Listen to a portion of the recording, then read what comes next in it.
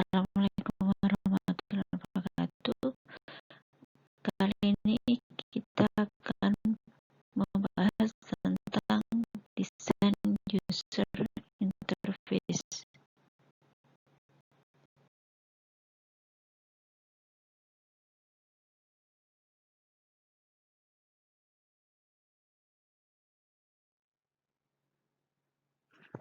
Bahasan kita mulai dari pengertian ya.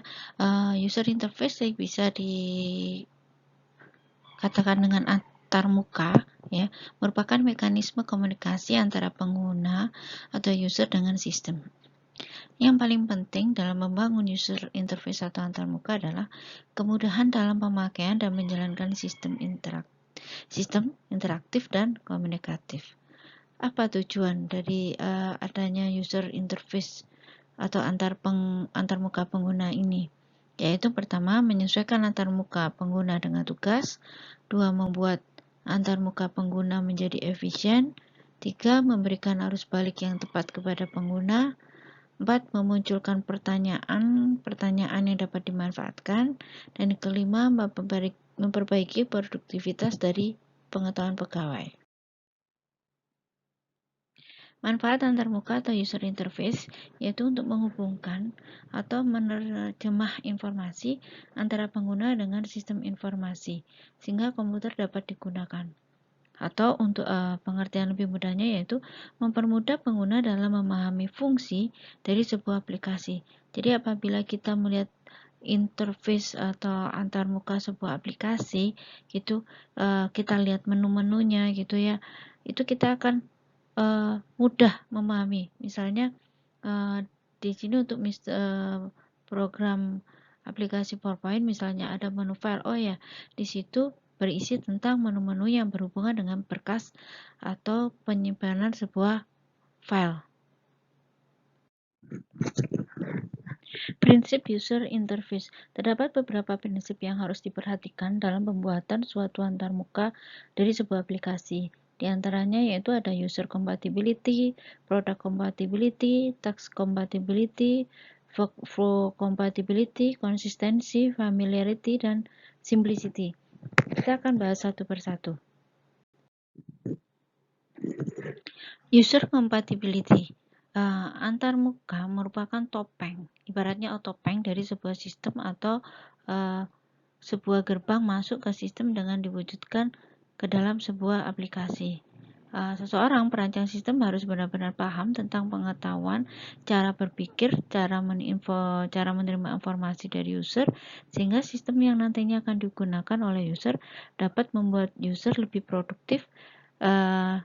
Dan yang harus diperhatikan juga adalah bahwa perancang atau desainer atau developer tidak sama dengan user. Di sini maksudnya begini, membuat user lebih produktif. Jadi kalau rancangan antarmukanya itu benar-benar lebih dipahami oleh user, maka user akan produktif. Oh, jadi aplikasi ini bisa digunakan seperti ini atau bisa dikembangkan seperti ini. Jangan berpikir sebagai seorang perancang, karena pemikiran seorang perancang atau developer itu lebih kompleks gitu ya.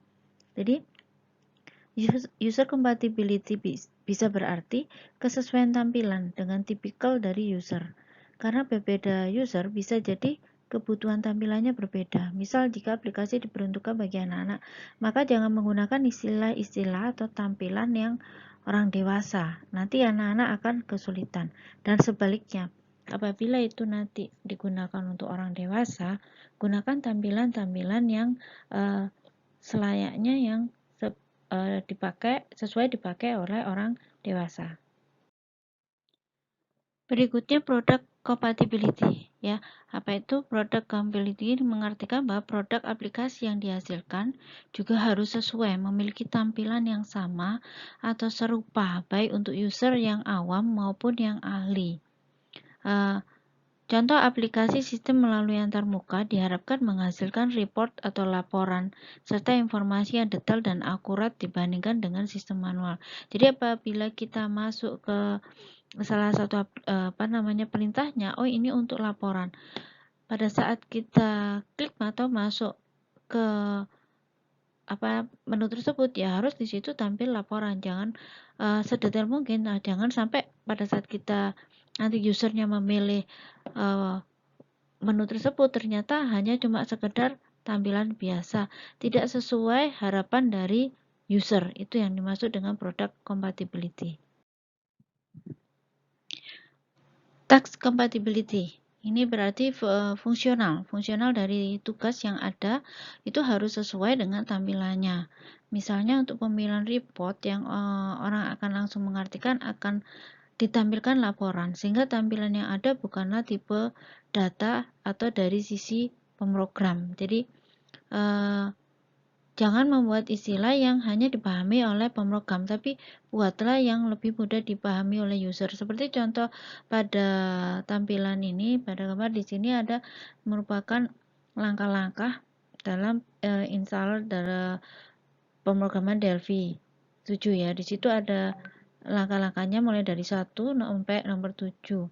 Nah itu harus dipahami. Habis itu, oh ya ini langkah-langkahnya nih. Jadi pada saat setelah menekan tombol next, itu nanti langkah-langkah itu yang benar-benar dilaksanakan. Workflow compatibility. Ini sebuah aplikasi sistem sudah pasti harus mengadopsi sistem manualnya, dan di dalamnya tentu terdapat urutan kerja dalam menyelesaikan pekerjaan. Jadi harapannya dalam membuat aplikasi untuk urutan pengerjaannya itu sama seperti manual. Contoh misalnya kalau orang membuat laporan dalam manual itu misalnya harus langkah pertama dulu, kedua, ketiga, dan 4. Nah, dalam sistem informasi atau dalam aplikasi juga layaknya harus seperti itu, sehingga tidak membingungkan dari seorang user.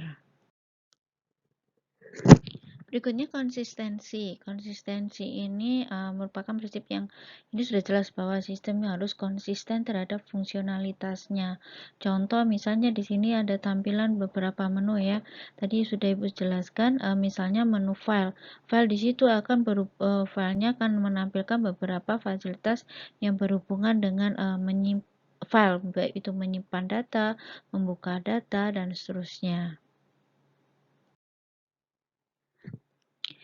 Familiarity. Gunakanlah konsep atau terminologi dan pengaturannya yang mudah dipahami oleh user. Maksudnya itu ikonnya. Jadi seperti icon atau gambar recycle bin pada sistem operasi Windows ini membuktikan bahwa fokus user terhadap gambar tersebut adalah file-file yang sudah dihapus. Atau juga seperti gambar yang Ibu tampilkan ini copy paste. Oh ya, jadi itu untuk melepas dari file yang sudah di copy atau dipotong. Jadi perintah itu sebuah icon gambar itu sesuaikan dengan perintahnya. Simplicity. Kompleksitas suatu aplikasi akan menimbulkan frustasi pada user itu sendiri.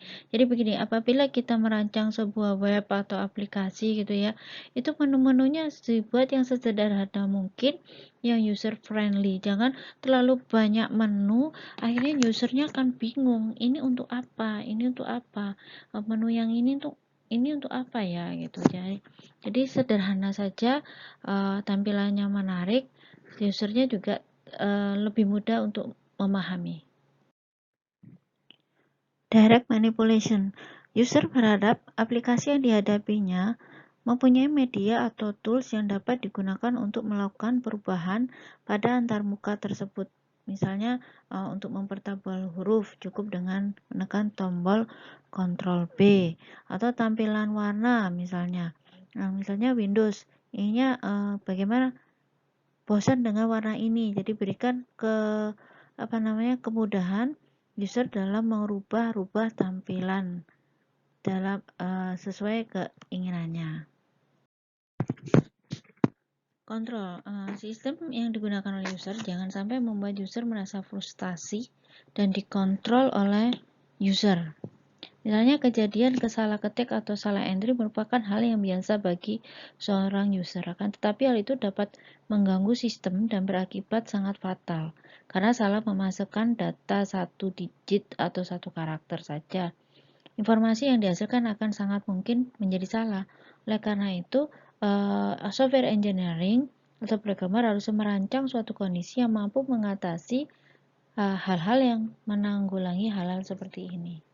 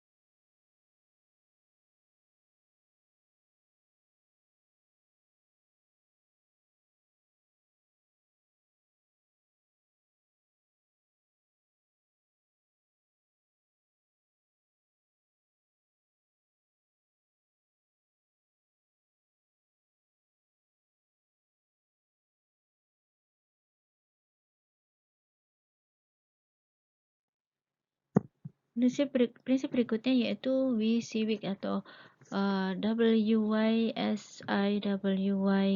what you see is what you got. Jadi apa yang kita lihat, apa yang dilihat itu nanti akan yang didapat. Ini dicontohkan ilustrasinya gambar printer. Jadi ya, apa yang mau kita cetak itu nanti harusnya itu yang keluar, yang kita rancang ya itu nanti harusnya yang tampil seperti itu. Prinsip berikutnya yaitu flexibility.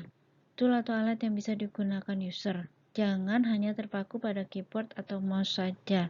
Contoh ini ya, pada toolbar dari program PowerPoint di sini. Selain kalian bisa menggunakan mouse, kalian juga bisa menggunakan keyboard atau juga bisa menggunakan komunikasi fungsi alt dengan huruf-huruf yang tampil. Jadi lebih fleksibel. Jadi kalau ada salah satu perangkat yang bermasalah masih bisa digunakan dengan cara yang lain. Prinsip berikutnya yaitu responsiveness. Yaitu tampilan yang dibuat harus ada responnya. Misal contohnya yang ini ya, yang sering kita lihat ketika ada tampilan yang misalnya loading lambat, apa LOLA gitu ya, loading lama, itu nanti harusnya ada tampilan seperti ini, please wait, masih berapa persen gitu. Jadi user akan paham, oh ya ini kenapa ya gitu. Kalau misalnya lo kok tidak bergerak, nah itu harus ada tampilan seperti itu untuk mempermudah user memahami situasi.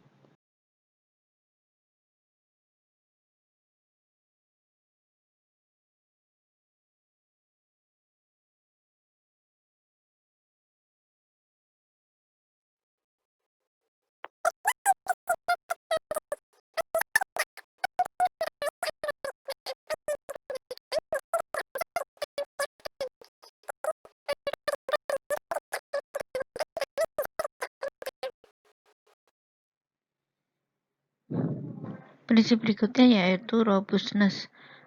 Sistem harus mampu mentolerir kesalahan manusia baik disengaja maupun tidak disengaja, dan yang umumnya tidak dapat dihindari. Jadi sebuah aplikasi selayaknya menyediakan recovery system yang merupakan hal baik untuk mengimplementasikan dari prinsip-prinsip ini. Protection. Prinsip ini berbeda dengan prinsip robustness. Kalau prinsip robustness itu apabila ada kesalahan kita harus menyediakan sistem prepare, bagaimana caranya mengatasi kesalahan tersebut. Tetapi yang ini menjaga jangan sampai terjadi kesalahan.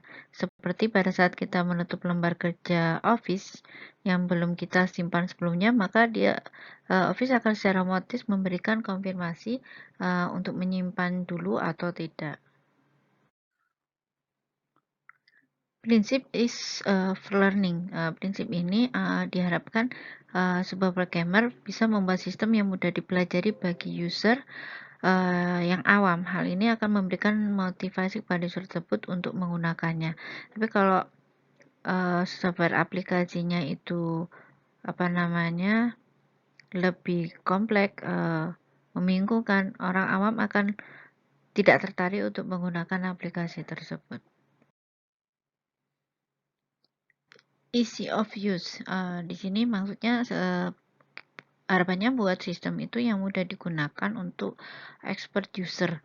Jadi sistem yang kita bangun tidak hanya dipakai untuk novice user atau orang awam, tetapi bisa juga dipakai untuk user yang sudah ahli. Jadi buatlah yang mudah untuk digunakan. Itu tadi manfaat dan fungsi dari user V1 antarmuka, dan ke-17 dari prinsip dari pembuatan user interface. Semoga bermanfaat.